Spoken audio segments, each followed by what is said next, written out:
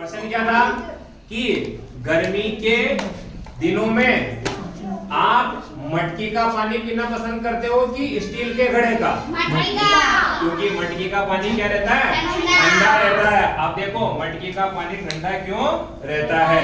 तो यहाँ देखो इस मटके को कैसे बनाया? मिट्टी ठीक है। और देखो मिट्टी के साथ में इसमें थोड़ी बहुत क्या मिला देते हैं? घास। आपने देखा होगा बेटा वो चूल्हा वगैरह बनाते हैं तो चूल्हे की जो मिट्टी रहती है उसमें क्या मिलाते हैं? सूखला। और इसी प्रकार घास मतलब जैसे गेहूं को अपन थ्रेशिंग करते हैं तो क्या निकलता है? सूखला, वो मिला देते हैं। इसी प्रकार जो कुम्हार होते हैं जो मटके बनाते हैं वह भी मिट्टी के साथ कुछ घास फूस भी मिला देते हैं। फिर देखो इस कच्चे मटके को फिर आग में पकाया जाता है। तो क्या होता है बच्चों कि जो घास होती है वह घास क्या होती है बेटा? आग में जल जाती है। तो जहां जहां घास रहती है वो जलने के बाद वहां छोटे छोटे क्या होते हैं? छेद रह जाते हैं। छेद ऐसे होते हैं कि उनमें से पानी एकदम ज्यादा तो बाहर नहीं आता। दूसरा आपने देखा होगा मिट्टी खुद सरंध्रित होती है, मतलब मिट्टी में भी कुछ क्या पाए जाते हैं? छोटे छोटे छेद पाए जाते हैं। घास नहीं मिलाओगे तो भी पानी बाहर रिस रिस कर आएगा। तो मिट्टी में भी छेद होते हैं और साथ में घास मिलाने पर जब घास जलती है तो उसमें भी छेद रह जाते हैं। अब देखो ये आपने देखा होगा जिस मटकी में पानी ज्यादा रिसता है उसमें पानी उतना ही ज्यादा ठंडा रहता है। समझ रहे हो ना बात को? जिस मटकी में पानी ज्यादा रिसता है उसमें पानी उतना ही क्या रहता है? ठंडा रहता है। कारण देखो आप, तो देखो अब ये एक मटका और आज ब्लू है पानी पानी। मटका उठाओ ऊपर को। देखो इस मटके में अपन ने क्या करा? पानी भरा।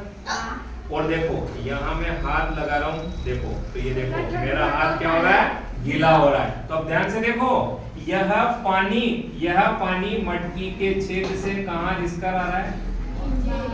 अब देखो जैसे ही यह पानी मटकी की सतह पर आएगा तो बेटा इसके क्या टकराएगी? हवा।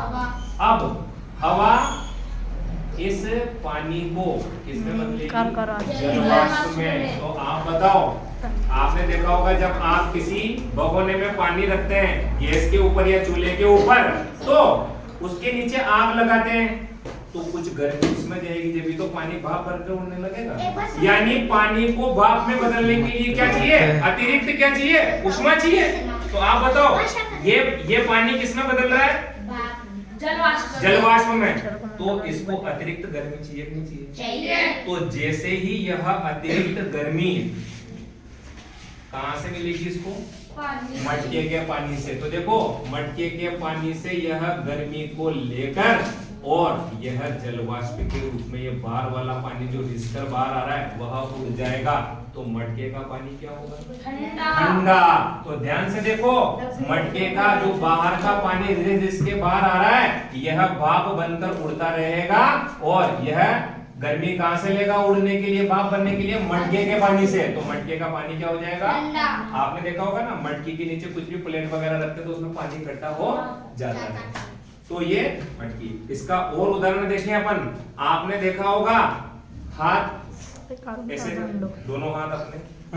अब आप देखो आपने देखा होगा कि जो गर्मी के दिनों में हमें पसीना आता है कि नहीं आता है? गर्मी के दिनों में तो देखो ये पसीना, ठीक है, ये पसीना अपन को सर्दी में तो नहीं आता ना वे पसीना, जब तक हम कोई कठोर परिश्रम नहीं करें। तो ये गर्मी के दिनों में पसीना आता है तो जैसे ही हवा लगती है या आप पंखे के नीचे जाते हो तो यह पसीना क्या होता है? भाप बनकर उड़ता है। तो बताओ ये गर्मी कहां से लेगा? भाप बनने के लिए शरीर से। तो देखो यह पसीना क्या करेगा? शरीर से गर्मी लेकर क्या बना देगा? भाप बना देगा, जलवाष्प बना देगा। तो बताओ आपका शरीर क्या होना चाहिए? ठंडा। इसीलिए गर्मी में अपन को पसीना आता है। तो जैसे पंखे के नीचे बैठेंगे तो वह पसीना भाप बनकर उड़ेगा अपना शरीर। आपने देखा होगा ना जैसे लाइट चली जाती है तो अपन को एकदम गर्मी लगने लग जाती है क्योंकि पसीना उड़ना बंद हो जाता है। दोनों हाथ ऐसे करो आगे, देखो अब इसके बच्चे के मैंने एक हाथ पर क्या करा, पानी लगाया और एक हाथ इसका सूखा है। अब बेटा इसके दोनों हाथों के अलग अलग फूंक दो ऐसे। इसमें ठंडक लग रही है, इसमें कोई बताना चाहेगा कि जिस हाथ पर पानी लग रहा है मैं इसको फूंक मारा, सर मैं बताओ इसमें ठंडक लग रही है। क्यों भाई? क्योंकि इसमें जल वाष्प बढ़ता है। क्योंकि जैसे मैं इसमें फूंक मार रहा हूं तो यहाँ से पानी क्या हो रहा है, वाष्प बनकर उड़ रहा है। गर्मी कहाँ से ले रहे हैं? हाँ हमारे शरीर से। शरीर से, इसलिए इस हाथ में हमें ज्यादा ठंडक लग रही है। तो प्रश्न पूछा जाएगा कि गर्मी के दिनों में मटके का पानी ठंडा क्यों रहता है? बता दोगे कारण क्यों ठंडा रहता है? क्योंकि जैसे ही मटके का पानी छोटे छोटे छिद्रों से बाहर आता है तो बाहर आने के बाद यह क्या होता है, वाष्प जलवाष्प बनकर उड़ता है, भाप बनकर उड़ता है। तो गर्मी कहाँ से लेता है ये, मटके के अंदर वाले पानी से। तो मटके का पानी तो क्या हो जाता है, ठंडा हो जाता है और ये पानी भाप बनकर उड़ता है। ठीक है।